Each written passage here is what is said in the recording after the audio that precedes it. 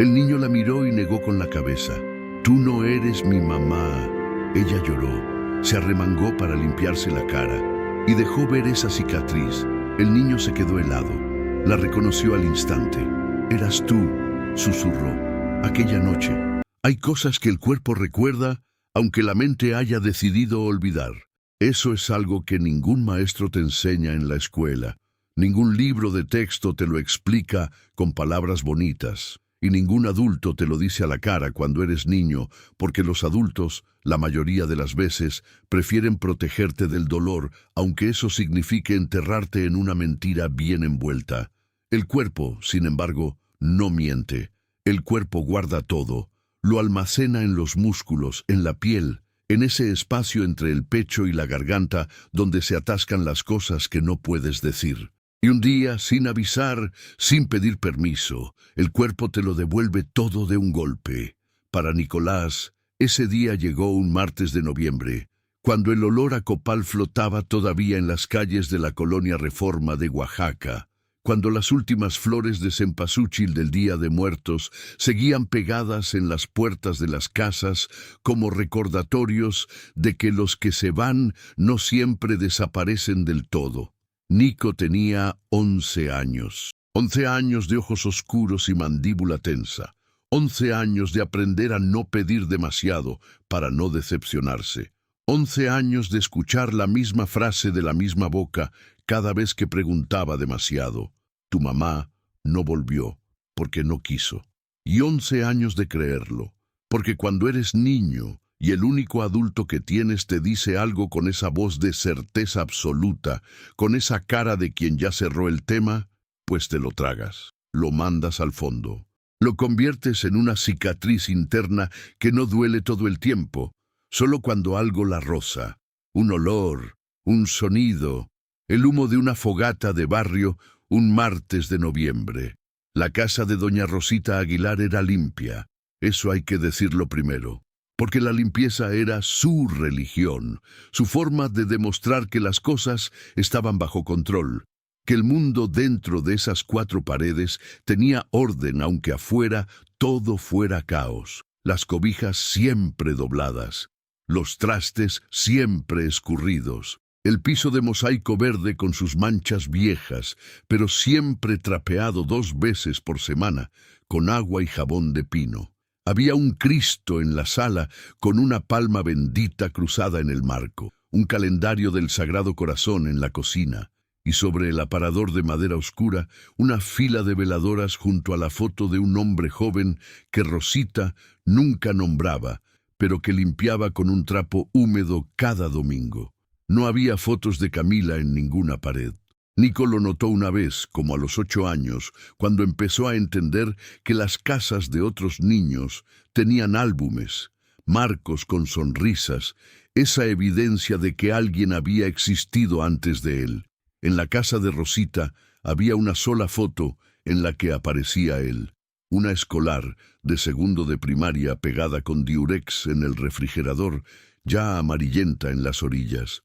«¿Por qué no hay fotos de mi mamá?», preguntó esa tarde. Rosita no levantó la vista del frijol que estaba limpiando. «Porque la gente que se va no merece lugar en las paredes». Nico no volvió a preguntar, pero la pregunta siguió ahí, dentro del pecho, haciéndose más grande con cada año que pasaba, ocupando más espacio, empujando otras cosas. Y Nico aprendió a vivir con ese peso, como aprenden los niños, que no tienen otra opción, callado, observando, recogiendo migajas de información que nadie le daba voluntariamente. Aprendió otras cosas también. Aprendió a sobresaltarse con los ruidos fuertes, especialmente con los portazos. Aprendió a revisar que la puerta de su cuarto cerrara bien antes de dormirse, no por costumbre, sino por algo más profundo, algo que venía de más atrás. Aprendió que el olor a humo le ponía el cuerpo en alerta, esa alerta de animal que detecta el peligro antes de que la mente termine de procesar qué está pasando. Flash de calor, flash de un sonido agudo, flash de una puerta cerrándose. No sabía de dónde venían esos flashes. Rosita le dijo una vez, cuando él tenía como 6 años, y despertó llorando de una pesadilla, que eran cosas de la imaginación de los niños. Le dio un vaso de leche tibia con canela, le arropó bien y le dijo que rezara 3 avemarías antes de dormir. Nico rezaba, los flashes seguían. Esa mañana de noviembre, el martes que cambiaría todo, Nico se levantó a las 6:30 como siempre. Se puso el uniforme azul marino con el escudo del Francisco Gabilondo Soler en el pecho, buscó sus tenis debajo de la cama y salió al patio para lavarse la cara en el lavadero porque el baño chico de la casa seguía con la llave del agua fría temblando, como siempre, como prometía Rosita arreglar desde hacía 2 años. Afuera, en la calle de tierra apelmazada y piedras grises, el vecino de enfrente, don Refugio, había prendido un montón de hojas secas al fondo de su solar. Una columna delgada de humo blanco subía hacia el cielo ya luminoso del amanecer oaxaqueño. Nico lo olió y se quedó parado en el patio con la cara mojada goteando sobre el suelo, sin poder moverse. La puerta, el calor, un grito que no era de dolor, sino de desesperación. Una mano pequeña, suave, empujándolo con fuerza hacia un lugar oscuro y frío. «Quédate aquí. No salgas, pase lo que pase, no salgas». «Nico, ¿ya desayunaste o andas de nuevo pasmado?». La voz de Rosita lo sacó, parpadeó.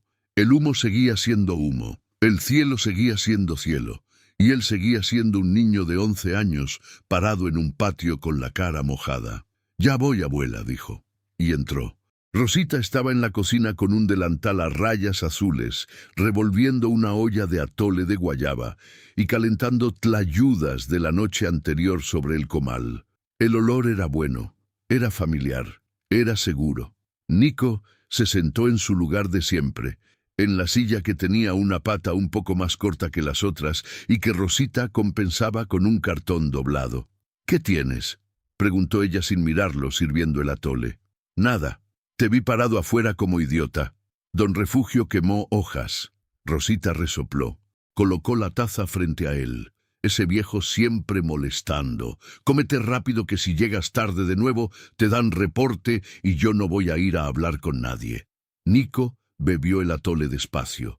Estaba dulce, con el sabor ácido de la guayaba, con esa textura espesa que solo Rosita hacía así. Era uno de los pocos momentos del día en que no pensaba en nada. Solo el sabor, el calor de la taza entre las manos, el sonido del comal. Pero esa mañana sí pensó en la mano, en la voz. «Pase lo que pase, no salgas». ¿De dónde venía esa voz? La escuela era el único lugar donde Nico se permitía existir sin tanto cuidado. No era el mejor alumno ni el más popular, pero tampoco era de los que pasaban desapercibidos del todo. Era inteligente de una manera particular, no memorística, sino observadora. Notaba cosas. Notaba cuando el maestro Gilberto mentía diciendo que había revisado los trabajos cuando claramente no lo había hecho. Notaba cuando Lupita, su compañera de banca, llegaba con ojeras y desayuno a medias, señal de que en su casa había peleado alguien. Notaba los patrones. Los coleccionaba en silencio como si algún día fueran a servirle de algo. Esa tarde, al salir de clases, caminó solo las 6 cuadras de regreso a la casa de Rosita como hacía siempre. Pasó por la tienda de don Chucho Velázquez, un hombre de unos 60 y tantos años, gordo y moreno, con bigote que caía sobre los labios y una costumbre inamovible de estar sentado afuera de su miscelánea en una silla de plástico amarilla, mirando pasar la calle como si fuera televisión. «Órale, escuincle», dijo don Chucho cuando Nico pasó frente a él. «¿Cómo estuvo la escuela?» «Igual. Igual de aburrido o igual de chingón». «Igual de igual». Don Chucho soltó una carcajada corta. Nico le hizo una media sonrisa. Era el único adulto del barrio con quien se sentía cómodo hablando, quizás porque don Chucho nunca le preguntaba cosas que dolían, nunca lo miraba con esa lástima velada que tenían los vecinos cuando pensaban que él no se daba cuenta. Siguió caminando, dobló en la esquina de la tienda de pinturas, caminó media cuadra más, y entonces la vio. Estaba parada frente a la puerta de la casa de Rosita, de espaldas, con una bolsa de tela colgada del hombro izquierdo y el cabello oscuro recogido en un chongo imperfecto. Era delgada, pero no de hambre, sino de trabajo, de esa delgadez que viene de trajinar mucho y descansar poco. Tenía los hombros un poco caídos, como si cargara algo invisible desde hace tiempo. Nico se detuvo en la banqueta, a unos 4 metros. Algo en él se activó. No era peligro, era otra cosa. Algo más confuso, más difícil de nombrar. La mujer giró la cabeza hacia la derecha como si sintiera que la miraban, y entonces lo vio. Se quedó completamente inmóvil. Luego, muy despacio, se giró hacia él. Nico la vio de frente por primera vez y su cerebro hizo algo extraño. Buscó, revisó, catalogó rasgos y no encontró el archivo. Era una desconocida. Ojos oscuros grandes, nariz recta, boca que temblaba apenas. Ropa sencilla, una blusa de cuadros verde con botones y un pantalón de mezclilla oscuro, zapatos cerrados ya gastados en las puntas. Cuando sus ojos lo encontraron, a esa mujer se le fue el aire de un golpe, como si hubiera estado aguantando la respiración durante años y de repente el cuerpo le fallara. «Nico», susurró. Él frunció el ceño. Su nombre en boca de una desconocida que lo miraba como si él fuera agua en medio del desierto. «¿Me conoces?», preguntó con esa voz cautelosa que había afinado en 11 años de aprender a no fiarse de lo que no entendía. Ella dio 2 pasos hacia él, despacio, como quien se acerca a un animal asustado para no espantarlo. «Mi amor, soy yo». Nico dio un paso atrás, involuntario, automático. «Mi mamá se fue», dijo, y en ese momento la puerta de la casa se abrió. Rosita Aguilar apareció en el marco de la puerta con un trapo de cocina en la mano, y esa expresión que Nico solo había visto en contadas ocasiones. Una mezcla de miedo y rabia contenida, la cara de quien ve venir algo que lleva años temiendo. Se quedó un segundo paralizada. Luego recuperó su cara habitual, la cara de quien manda. «¿Qué haces aquí?», le dijo a Camila. «No a Nico, a ella. Necesito hablar con él», respondió Camila. Su voz era firme, pero le temblaban las manos. Nico lo notó. Lo notó porque notaba todo. «Ya te lo dije por teléfono, ya te lo dije la última vez que apareciste. Aquí no hay nada para ti. Es mi hijo. Tu hijo lo crié yo». Las 2 mujeres se miraron con ese tipo de intensidad que no necesita gritos para ser violencia. Nico estaba entre ellas, literalmente entre ellas, y por un segundo se sintió exactamente lo que era, el punto sobre el que se peleaba el territorio. Camila apartó los ojos de Rosita y los posó en él.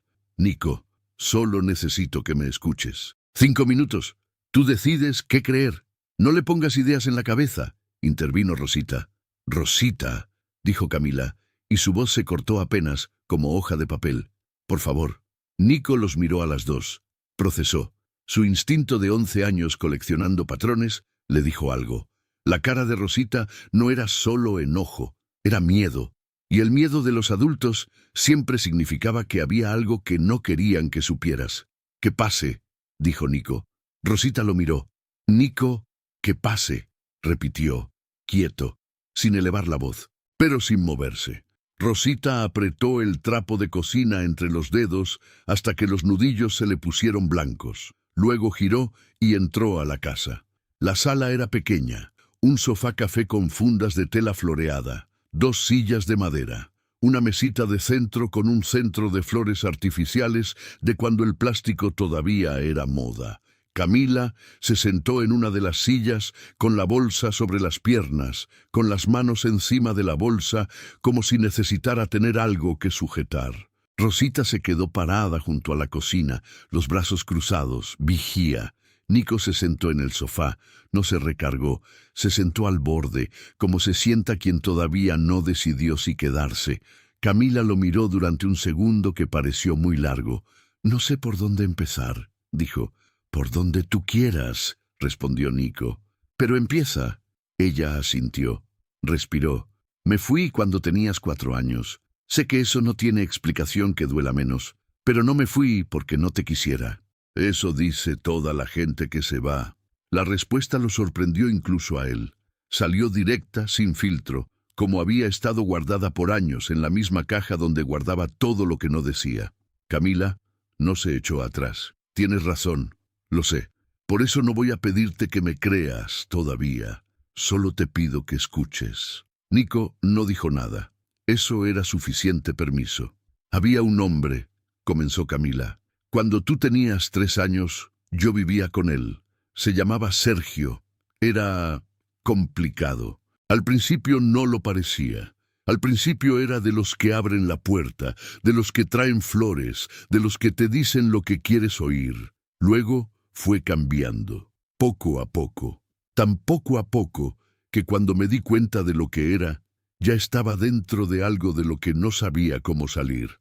Rosita resopló desde la cocina. Camila no le hizo caso. Me controlaba. Todo. A dónde iba, con quién hablaba, qué ropa usaba. Si alguien me miraba en la calle, era mi culpa.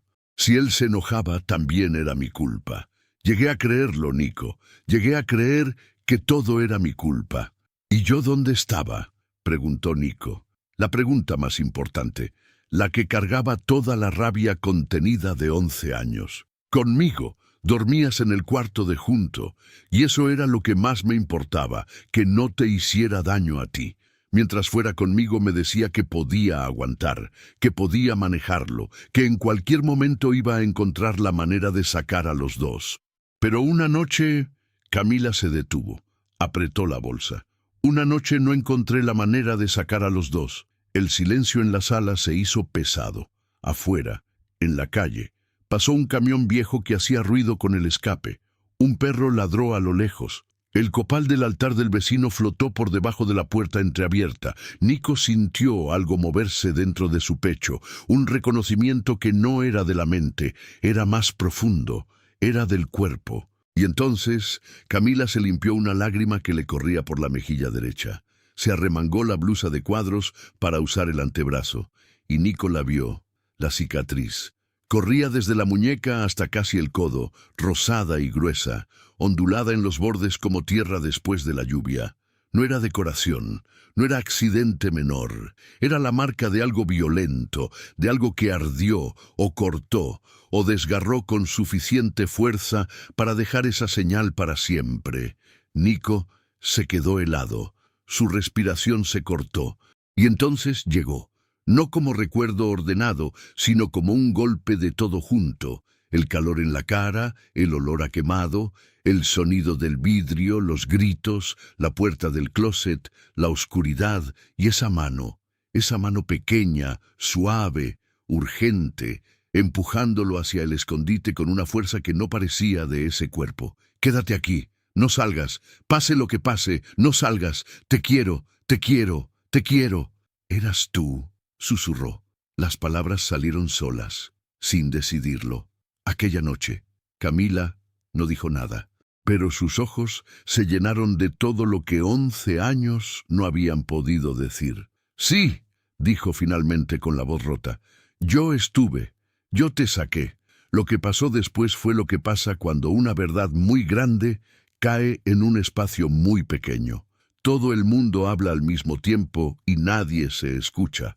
Rosita avanzó desde la cocina diciendo que eso ya lo había escuchado, que eran cuentos, que Camila siempre había sido muy buena para los cuentos. Camila respondió que Rosita sabía perfectamente lo que había pasado esa noche porque ella misma se los había contado. Nico no dijo nada. Se levantó del sofá y se fue a su cuarto. Cerró la puerta. Se sentó en el borde de la cama. Puso los codos sobre las rodillas y la cara entre las manos. Adentro de su cabeza había un ruido que no era de palabras sino de imágenes. La cicatriz, la puerta, el calor, la mano, la cicatriz, la mano, la voz. Quédate aquí. Escuchó la discusión amortiguada a través de la puerta, las voces de las dos mujeres subiéndose unas a otras, Rosita dura y Camila cada vez más desesperada. Luego el sonido de la puerta principal abriéndose y cerrándose. El silencio. Unos minutos después tocaron a su puerta. Nico, a cenar.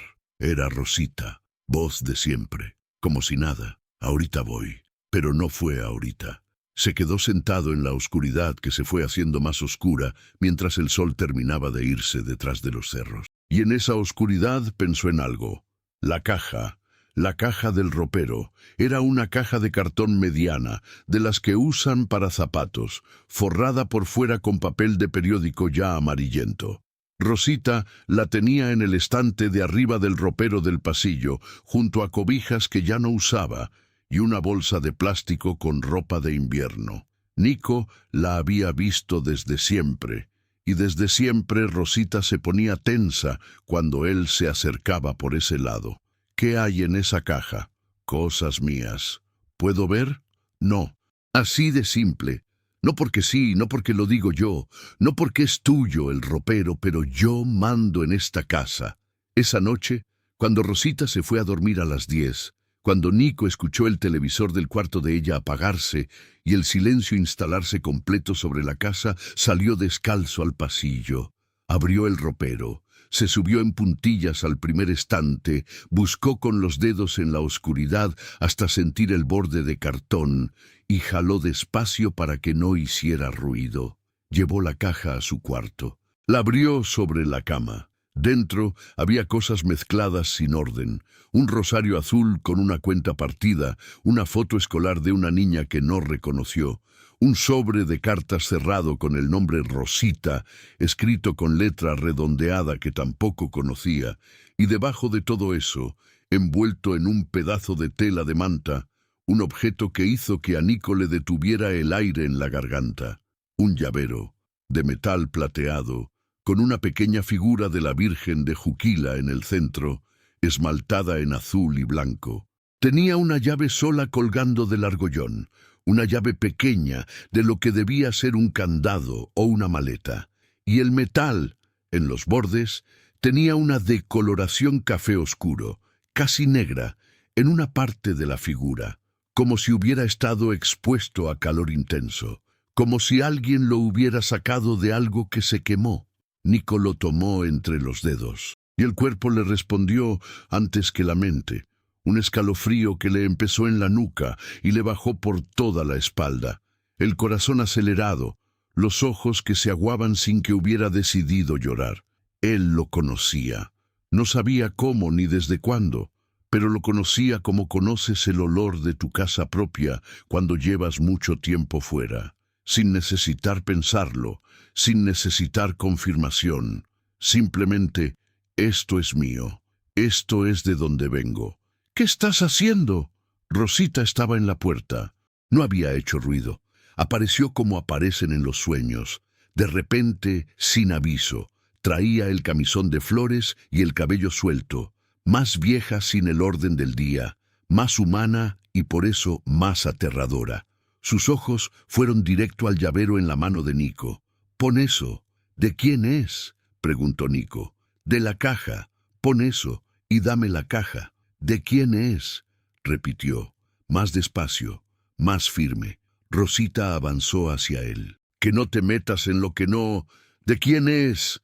La voz le salió por primera vez sin control, sin el cuidado habitual, rota y grande y asustada y furiosa todo al mismo tiempo. Rosita se detuvo, se miraron, y Nico vio algo que en 11 años nunca había visto en ese rostro, la grieta, pequeña, casi invisible, pero ahí, el momento exacto en que la certeza se raja y por adentro se asoma el miedo.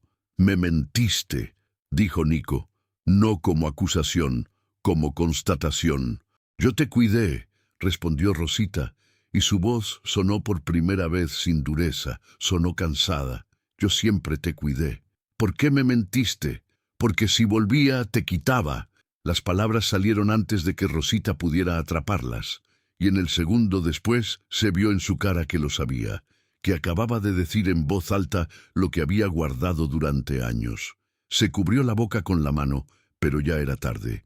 Nico no dijo nada. Sostuvo el llavero apretado en el puño. Y Rosita, sin decir más, se giró y se fue al pasillo. La escuchó entrar a su cuarto. Escuchó el resorte de la cama cuando se sentó. No escuchó llanto, pero lo imaginó de todas formas. Se quedó solo con el llavero chamuscado y 11 años de preguntas que empezaban por fin a tener respuesta. Al día siguiente no fue a la escuela. No porque Rosita se lo impidiera, simplemente no fue. Se quedó sentado en la cama hasta que escuchó salir a Rosita al mercado y entonces buscó en el bolsillo del pantalón del día anterior el papel doblado que Camila había dejado sobre la mesita antes de irse. Un número de teléfono, una dirección. Cuando estés listo, yo te voy a contar todo. Tardó 40 minutos en decidirse. Los 40 minutos más lentos de su vida, con el papel en la mano y el llavero en la otra, mirando el Cristo de la sala como si el Cristo fuera a darle una señal. El Cristo no dijo nada, como siempre, así que fue él quien actuó. Caminó a la papelería de la esquina donde sabía que había teléfono de paga y marcó el número. Timbró 2 veces. Bueno, la voz de Camila era diferente por teléfono, más suave, más nerviosa. «Soy Nico», dijo él. Silencio de un segundo. «Nico». La voz se quebró apenas. «Gracias por llamar. Necesito que me cuentes todo», dijo él. No a medias. Todo. Pero la historia completa no llegó el mismo día. Las verdades grandes rara vez llegan de un jalón. Llegan por partes, como van cayendo las fichas de dominó, una por una, y a veces tienes que esperar que caiga una para entender que la siguiente existe. La que empezó a ordenar el rompecabezas fue la licenciada Valeria Pineda. Valeria llegó a la escuela de Nico 2 días después, convocada por la maestra Dolores, porque el niño había llegado al salón callado como piedra, con ojeras y sin haber comido. La maestra Dolores era de esas personas que llevan 30 años en las aulas y que saben reconocer la diferencia entre un niño triste y un niño en problemas. Nico era un niño en problemas. Valeria Pineda tenía 38 años, cabello corto y rizado, lentes de armazón grueso que le daban un aire serio que era genuino, y esa forma de moverse y hablar que tienen las trabajadoras sociales buenas, sin apuro, sin juicio visible, con un silencio bienvenido que invita a llenar. Se sentó con Nico en la pequeña sala de orientación, un cuarto con 2 sillas y un escritorio y un póster de valores pegado en la pared. «Tu maestra me dijo que andas pensativo», dijo. «Siempre ando pensativo. Más que siempre». Nico la miró. La evaluó rápido, como hacía con todos. Decidió que no había razón para mentirle. Apareció alguien que dice ser mi mamá. Valeria no reaccionó exageradamente. Asintió. «¿Y tú qué piensas de eso?» «No sé qué pensar». «¿Qué sentiste cuando la viste?» Nico tardó en responder. La pregunta era mejor que las que hacían la mayoría de los adultos, que siempre preguntaban qué hacías o qué decías, nunca qué sentías. «Sentí que algo en mí la reconocía», dijo, «pero no con la cabeza». «¿Con qué?» «Con el cuerpo». Valeria escribió algo en su libreta. Luego la cerró. «Nico, ¿puedo hacerte una pregunta un poco diferente?» «Sí. ¿Tú sabes cómo llegaste a vivir con doña Rosita?» «Me dice que mi mamá me dejó con ella y se fue». «¿Cuándo?» «Cuando yo tenía 4 años. ¿Hubo algún evento, algo que pasara en esa época?» Nico sacó el llavero del bolsillo. Lo puso sobre el escritorio. Valeria lo miró. Miró el borde chamuscado. Levantó los ojos. «¿De dónde sacaste esto?» «De una caja que Rosita guarda. Tenía las orillas quemadas cuando lo encontré». Valeria tomó el llavero con cuidado, como si fuera evidencia que en cierta forma era exactamente eso.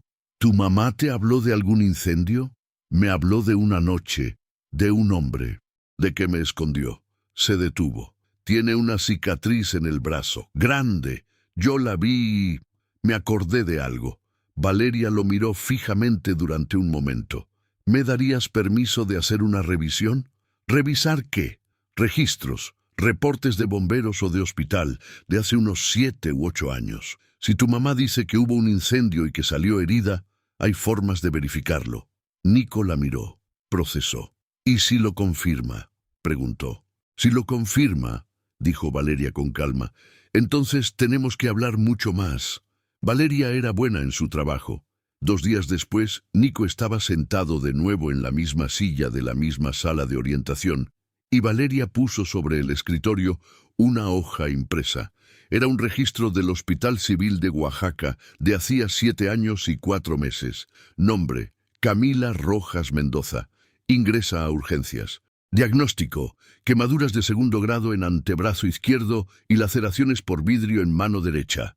Causa declarada: accidente en incendio domiciliario.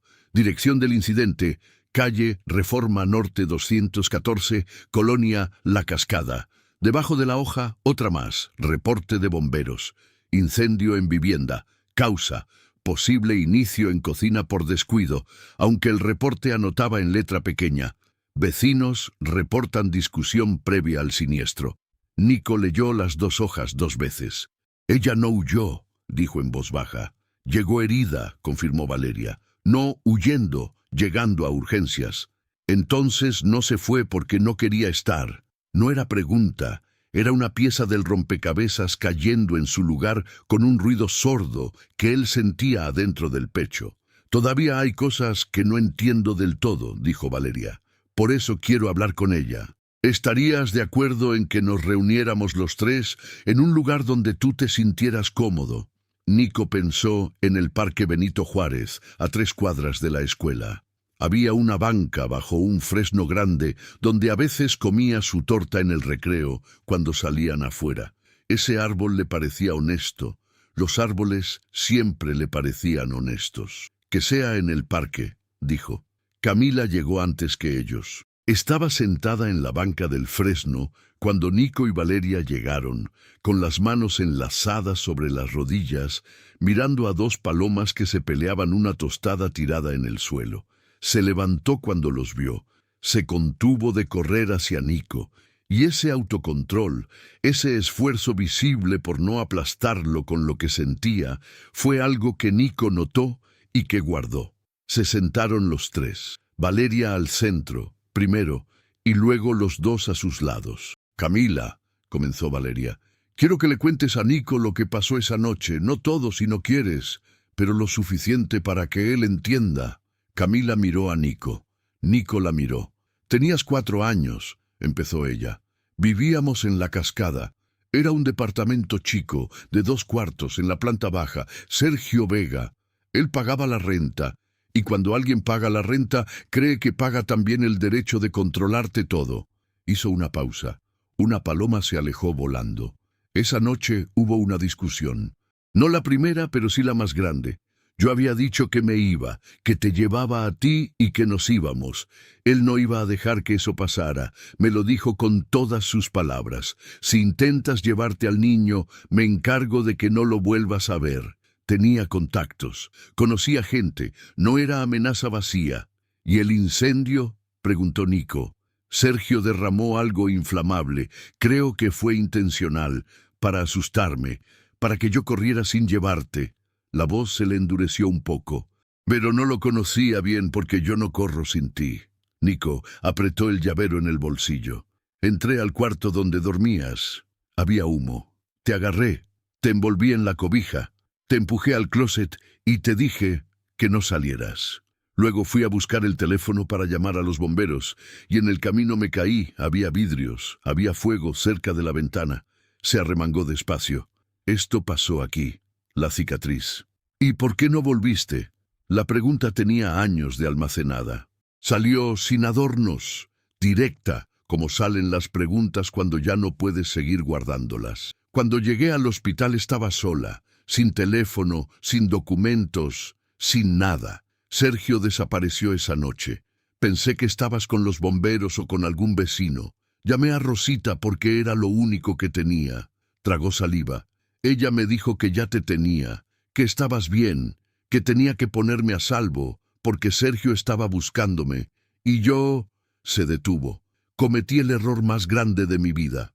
Le creí que lo mejor para ti era que yo desapareciera un tiempo, que si Sergio me buscaba y me encontraba contigo, era peor. ¿Cuánto es un tiempo?, preguntó Nico, y en su voz había algo que no era enojo sino algo más frío, la necesidad de entender la lógica de un adulto que había decidido su destino por él.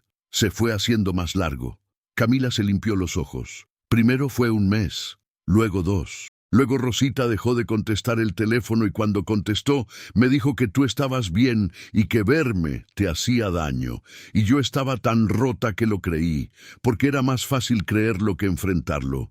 Más fácil para ti, dijo Nico. No fue cruel, fue honesto.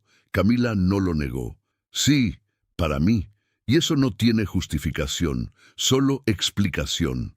Valeria, que había guardado silencio durante todo el relato, habló entonces con esa calma que era su herramienta más valiosa. «Nico, ¿quieres hacerle alguna otra pregunta?», él pensó. Miró el suelo, miró el fresno, miró a Camila. «¿Sergio todavía existe?».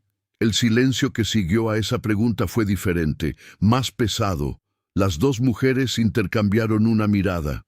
«Sí», dijo Camila, «y si sabe que te vi, puede ser un problema». La semana que siguió fue de esas que se graban en la memoria no por lo que pasó, sino por lo que cambió.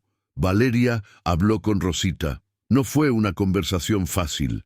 Rosita recibió a Valeria en la sala con el trapo de cocina en la mano, como siempre, con la cara de quien ya sabe para qué vienen. Se sentaron. Valeria preguntó, con esa calma suya, cómo había llegado Nico a su cuidado. «Su mamá me lo trajo», dijo Rosita. «¿Bajo qué circunstancias? Era una emergencia. Me pidió que lo cuidara tantito». «¿Y cuándo dejó de ser tantito?». Rosita miró sus manos. Las cosas se fueron complicando. ¿Tuvo noticias de Camila después? Pausa larga. «Sí. ¿Y no le informó sobre Nico? Le dije que estaba bien. ¿Le permitió hablar con él? ¿Visitarlo?». El silencio fue su respuesta. Valeria no levantó la voz, no la acusó, solo preguntó, con esa voz pareja que era más difícil de soportar que los gritos: «Doña Rosita, ¿por qué no la dejó volver?». Y Rosita, esa mujer que había pasado décadas siendo la más dura de cualquier cuarto, que había aprendido que el amor se demuestra con firmeza y control, que había construido una identidad entera alrededor de ser la que manda y la que aguanta, se quebró. Fue un quiebre pequeño, solo los ojos húmedos, solo la voz que se afinó cuando respondió: «Porque ya lo quería, ya era mío». Valeria dejó que el silencio se asentara. ¿Hubo alguien más que supiera dónde estaba Nico? ¿Sergio Vega buscó al niño en algún momento? Y ahí fue cuando Rosita dijo lo que Valeria necesitaba. Una vez, como al año, llegó aquí preguntando por Camila y por el chamaco. Le dije que no sabía nada, que Camila se había ido y que el niño ya no estaba. ¿Para protegerlo? ¿Para que no se lo llevara? ¿Y él lo creyó? Nunca volvió. Valeria anotó. Luego preguntó una última cosa. ¿Sabe usted algo de dónde está Sergio ahora? Rosita negó con la cabeza, pero en su cara había algo que sí sabía, que ese hombre seguía siendo un peligro real. El peligro real se presentó un miércoles por la tarde, cuando Nico volvía de ver a Camila en la cafetería de la calle Murguía, donde habían acordado verse cada tercer día. Era una cafetería sencilla, con manteles de plástico a cuadros y un señor que ponía música norteña desde una bocina pequeña. Tomaban café de olla, Camila y Nico, y hablaban, todavía con cuidado, todavía con esa distancia entre ellos que no era frialdad sino respeto al proceso, al tiempo que necesitaba cada uno para encontrar la temperatura correcta. Iban bien. Nico todavía no decía mamá, pero ya no decía la señora tampoco. Le decía Camila y eso era un paso. Ese miércoles, al doblar en la esquina de la calle Reforma, Nico pasó frente a la miscelánea de don Chucho y notó que el viejo no estaba en su silla amarilla. Lo notó porque don Chucho siempre estaba en su silla amarilla a esa hora. Era una constante tan confiable como el reloj de la iglesia. pero la silla estaba vacía y la puerta de la miscelánea entreabierta. Se asomó. Don Chucho estaba adentro, parado detrás del mostrador, mirando hacia la calle con una expresión que Nico nunca le había visto. Concentración incómoda, como cuando ves algo que te revuelve el estómago. ¿Qué pasó, don Chucho? El viejo lo miró. Luego miró hacia la calle otra vez. ¿Conoces a un cuate alto, pelo corto, camisa de cuadros grises? Nico frunció el ceño. No, anduvo por aquí hace rato, preguntando por una Camila y por el niño que vive con la doña del final de la calle. El estómago de Nico se apretó. ¿Le dijiste algo? Le dije que aquí no conocía a nadie con ese nombre. Don Chucho lo miró directamente. Oye, escuincle, yo vi lo que pasó aquella noche, cuando tenías como 4 años. Yo estaba en la banqueta cuando salió el humo. Vi a tu mamá sacar a un chamaco que eras tú, y luego la vi meterse otra vez. Hizo una pausa. Esa mujer no se fue. Esa mujer se aventó al fuego. Nico sintió que el suelo se movía bajo sus pies, pero no de miedo, sino de algo diferente, de una certeza muy antigua que finalmente encontraba las palabras. Y el hombre que preguntó, ¿cómo era? Alto, unos 50, cara de tipo que está acostumbrado a salirse con la suya. ¿Hacia dónde se fue? Don Chucho señaló la dirección contraria a la casa de Rosita. Oye, pero tú no vayas por allá. El viejo lo agarró del brazo. Ese no es de los que se dejan platicar. Eso se ve luego, luego. Nico asintió, pero en su cabeza ya estaba marcando el camino hacia la casa de Rosita para agarrar sus cosas y llamar a Valeria. Valeria movió las piezas con la eficiencia de quien ha hecho esto antes. En 48 horas tenía un informe completo. Sergio Vega tenía antecedentes. No en Oaxaca, sino en Veracruz, donde había vivido antes. 2 reportes de violencia familiar, ninguno con denuncia formal, porque las denunciantes siempre retiraban los cargos. Un reporte de robo que quedó en nada. Un hombre que había aprendido que las instituciones podían ser esquivadas con la suficiente presión en los lugares correctos. Esa tarde, Valeria reunió a Camila y a Nico en su oficina. Mesa pequeña, ventana con vista a un patio interno, el ruido lejano de la calle. Quiero que entiendas algo, le dijo Valeria a Nico. Lo que está pasando no es culpa tuya, nunca lo fue. Los adultos tomaron decisiones alrededor de ti, algunas por miedo, algunas por amor mal puesto, algunas por razones que no fueron buenas. Pero tú no eres responsable de ninguna de esas decisiones. Nico la escuchó, asintió. Dentro de él algo se asentó, no completamente, pero sí lo suficiente para que la culpa que había cargado desde que tenía memoria, esa culpa sorda de creer que si él hubiera sido diferente, su mamá no se habría ido, se hiciera un poco más pequeña. ¿Qué va a pasar con Sergio?, preguntó Camila. Ya hay un reporte levantado por la inquietud sobre el niño. Si hay pruebas de que buscó al menor intencionalmente para crear un problema, podemos buscar medidas de protección. Valeria las miró a los dos. ¿Tienes algo que lo implique directamente en el incendio? ¿Mensajes, registros, algún testigo además de don Chucho? Camila dudó. Luego abrió su bolsa y sacó un teléfono viejo, de los de teclado, envuelto en un pedazo de plástico. Lo guardé todos estos años, dijo. No funcionan los mensajes, pero los tengo guardados en papel. Los copié a mano antes de que la batería muriera del todo. Sacó un sobre doblado. Valeria lo tomó. Necesito tiempo para revisar esto. Tómate el que necesites, dijo Camila, y en ese momento Nico hizo algo que no había planeado ni calculado. Tomó la mano de Camila sobre la mesa. Camila se quedó inmóvil, como si tuviera miedo de que si se movía la ilusión se rompiera. No te vuelvas a ir, dijo Nico. No era súplica, era condición. No me voy, respondió ella. ¿Lo prometes? Camila se arremangó, mostró la cicatriz. Esta marca es mi promesa, dijo. Yo regresé del fuego por ti. La confrontación con Sergio no fue dramática. Las confrontaciones reales rara vez lo son.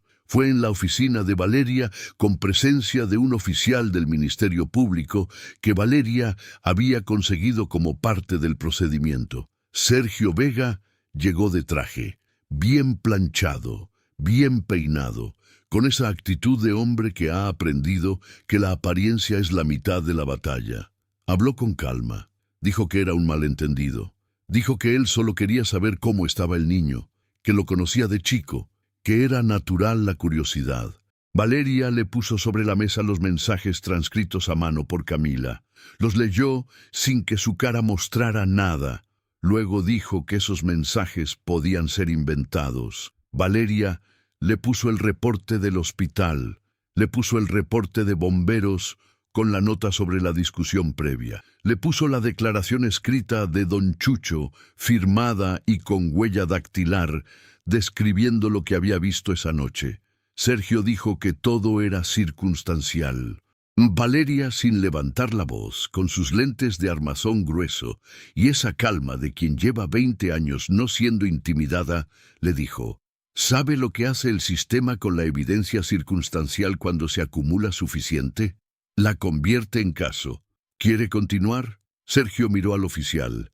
El oficial miró hacia el frente sin expresión. Sergio miró de nuevo a Valeria, y entonces dijo con la voz de alguien que no puede evitar revelar exactamente quién es cuando se le arrinconan las salidas: Sin mí ese niño ni estaría vivo. Silencio total. El oficial escribió algo. Valeria lo miró un segundo largo.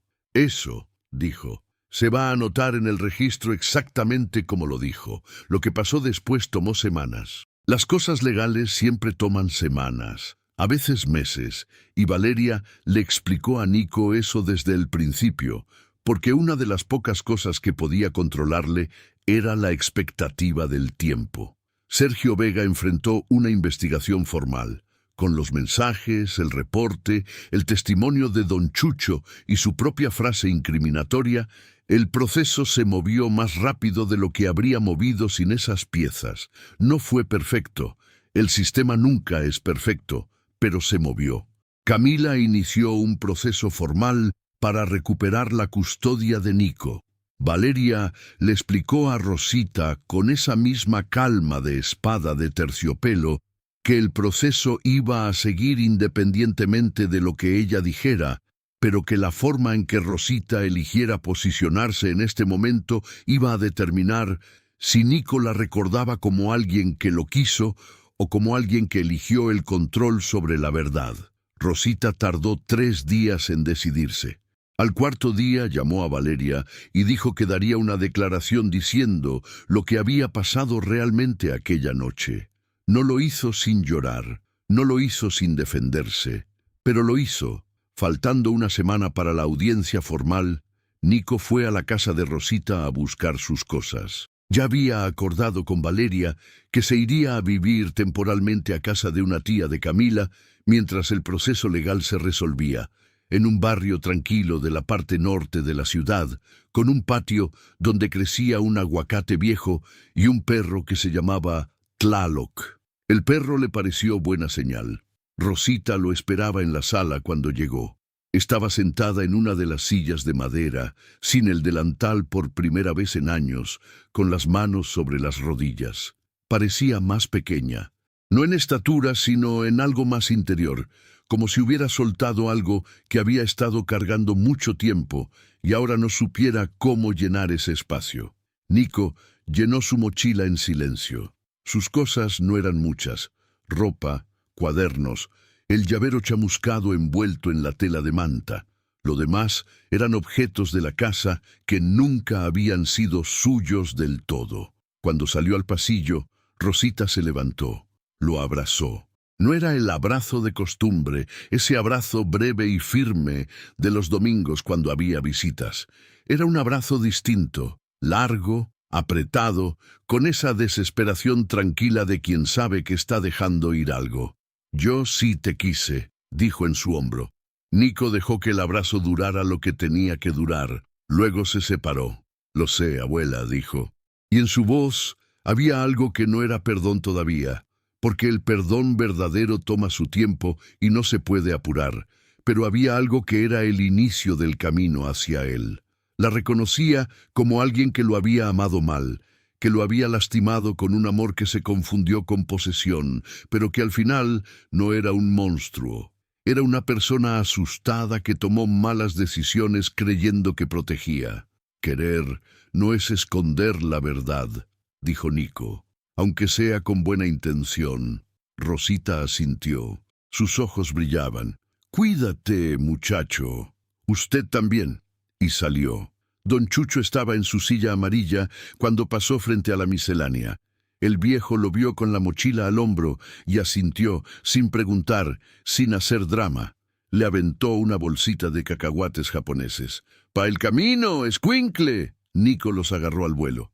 «Gracias, don Chucho. Cuídate, y ya no andes cargando tan recio, que se te nota en la espalda». Nico sonrió. Fue una sonrisa chica, pero genuina, de las que no se planean. La audiencia fue un martes. Martes, como aquel otro martes de noviembre, que lo había cambiado todo. Pero este era diferente. Era diciembre ya, y la ciudad de Oaxaca tenía en las calles el olor mezclado de ponche de guayaba, copal, pólvora de los cohetes de las posadas y el fío seco de la sierra entrando por los callejones. El cielo era de ese azul limpio que solo tiene Oaxaca en invierno, un azul que parece pintado a mano por alguien que sabe que la belleza no tiene que justificarse. Nico llegó con Camila y Valeria. Iba con su uniforme escolar, porque Camila le dijo que así era mejor, que los jueces ven a los niños con uniforme y recuerdan que son niños, y eso importa. Llevaba el llavero de la Virgen de Juquila en el bolsillo, como siempre desde que lo encontró. La audiencia fue en una sala pequeña con 3 funcionarios detrás de una mesa larga. No fue dramática como en las películas. Fue ordenada, formal, con palabras técnicas que Nico no entendía todas, pero que Valeria le había explicado antes. El punto central era simple. Camila Rojas Mendoza era la madre biológica de Nicolás.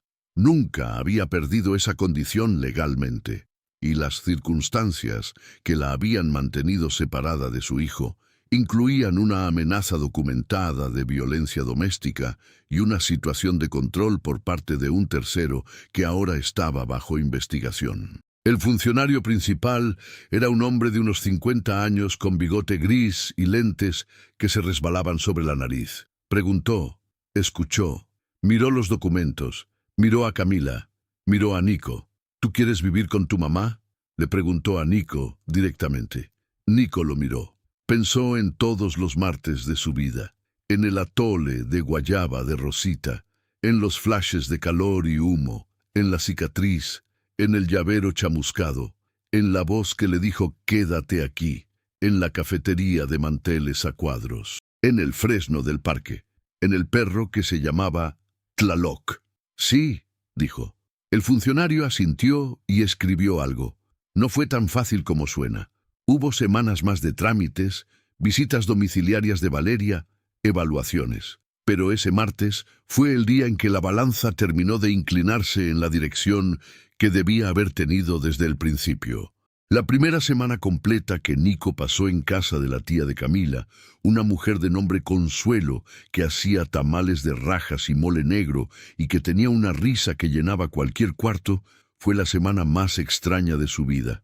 Extraña no de manera mala, extraña de manera nueva.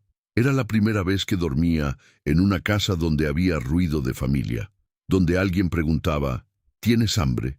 No como obligación, sino como pregunta genuina.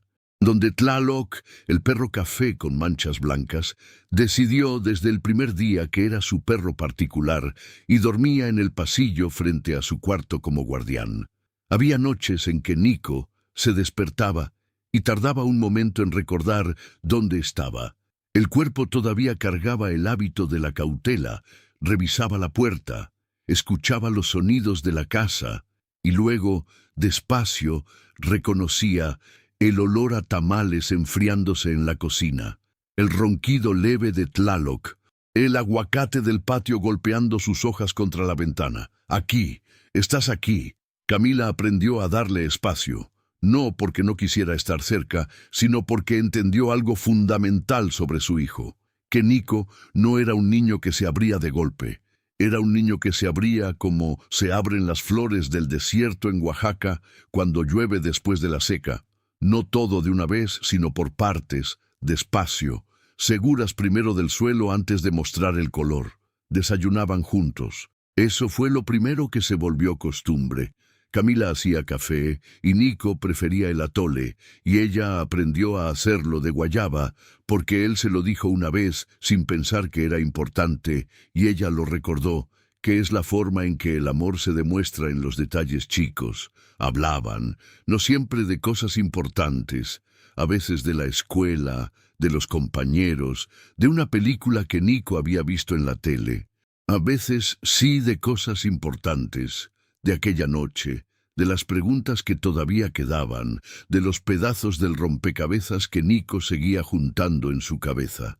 Una tarde de esas, sentados en el patio con el aguacate encima y Tlaloc durmiendo entre los dos, Nico preguntó algo que había estado guardando desde el primer día.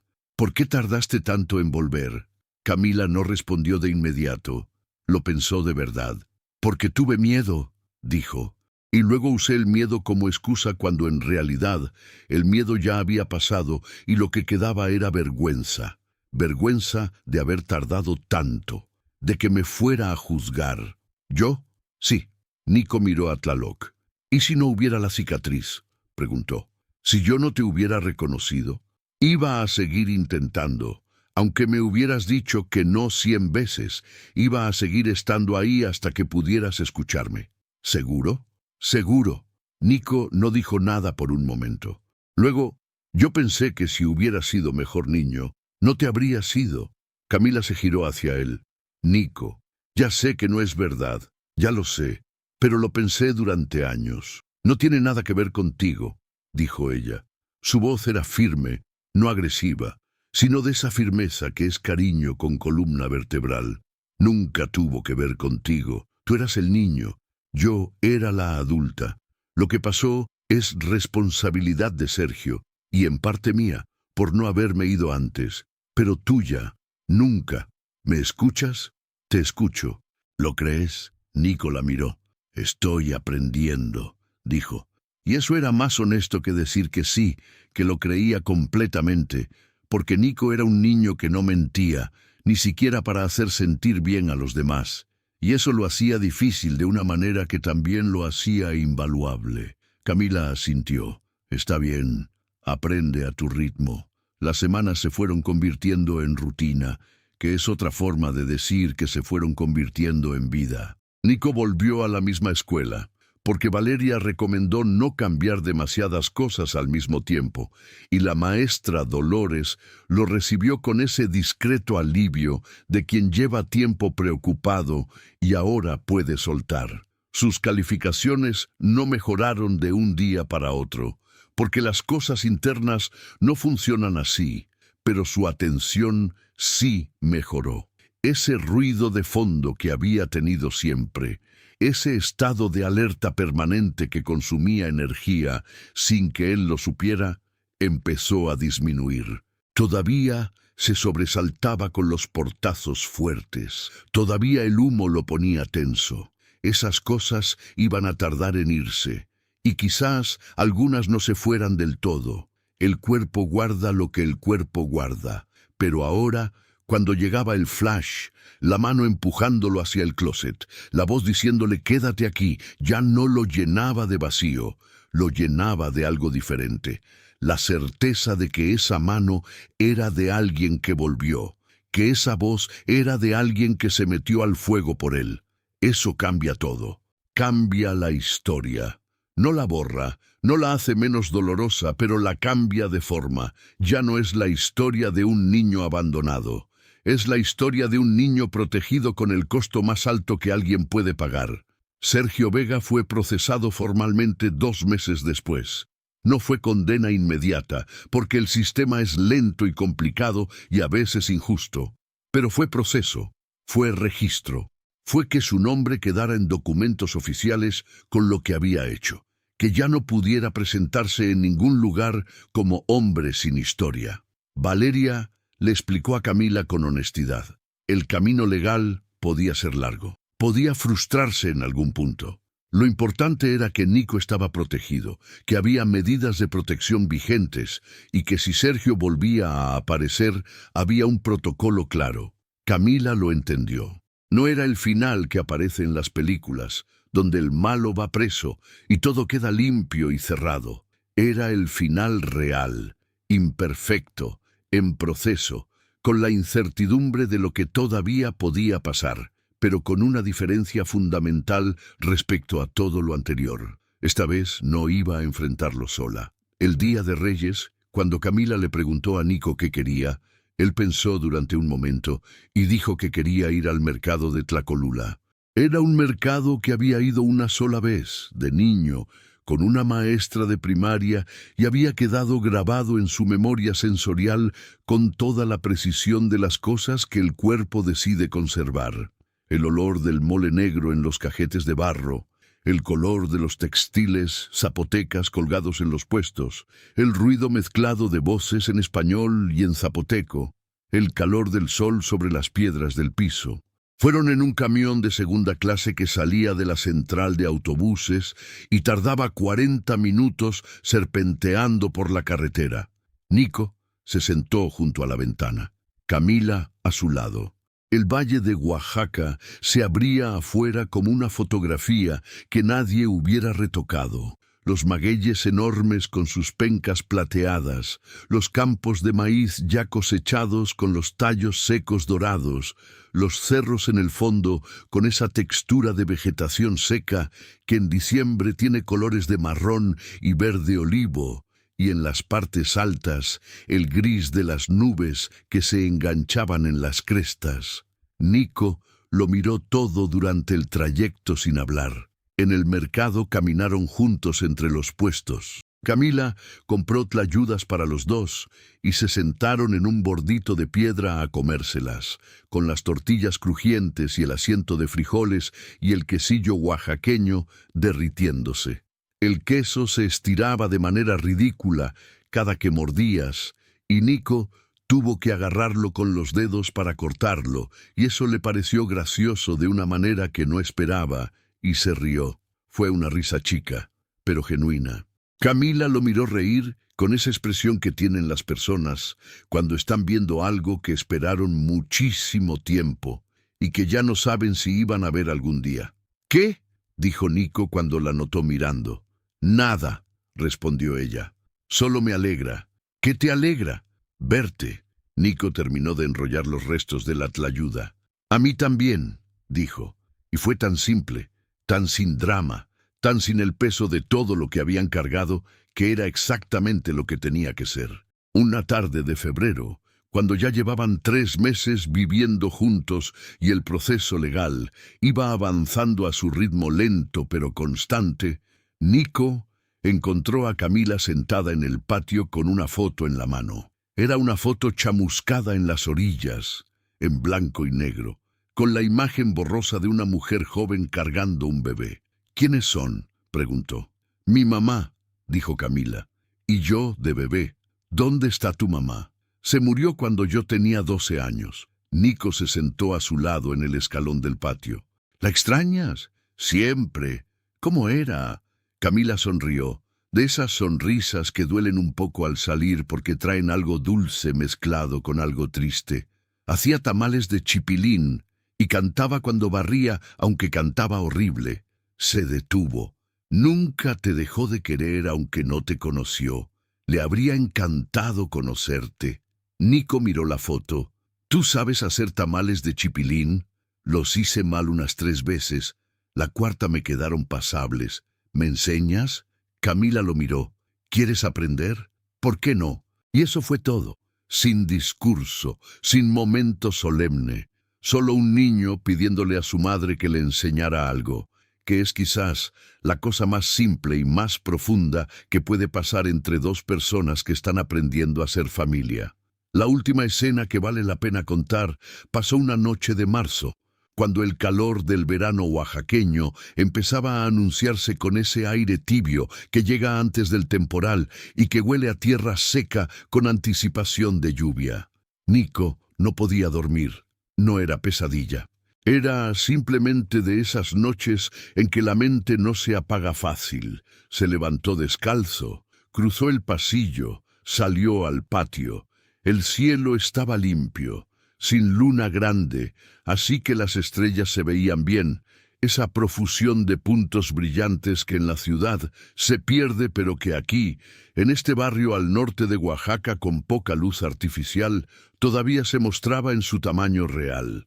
Tlaloc salió con él, como siempre, y se sentó a sus pies. Nico se quedó mirando el cielo un rato. Luego escuchó pasos. Camila apareció en la puerta del patio con un rebozo verde sobre los hombros y cara de quien tampoco dormía del todo. ¿Estás bien?, preguntó. Sí, solo no me daba el sueño. Ella se sentó a su lado en el escalón. Tlaloc se reconfiguró para quedar entre los dos. Estuvieron callados un momento. ¿Puedo preguntarte algo?, dijo Nico. Lo que quieras. Esa noche, cuando me empujaste al closet, ¿tenías miedo? Camila pensó. Sí, mucho. ¿Pero igual lo hiciste? Igual. ¿Por qué? Ella lo miró. En el cielo sin luna, su cara era solo sombras y contornos, pero él vio sus ojos. Porque eras tú, dijo. Porque eras tú, y no había opción. Nico asintió. Miró las estrellas otro momento. Luego se arrimó a ella.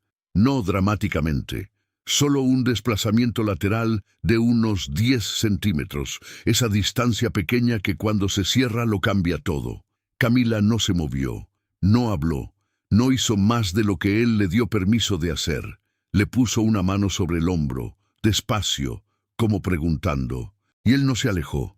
Se quedaron así, mirando el cielo, con el perro entre los dos y el aguacate moviéndose suave en el aire tibio de marzo, en ese silencio que no necesita llenarse con palabras, porque ya tiene todo lo que hace falta. Fue Nico quien habló primero, después de un rato largo.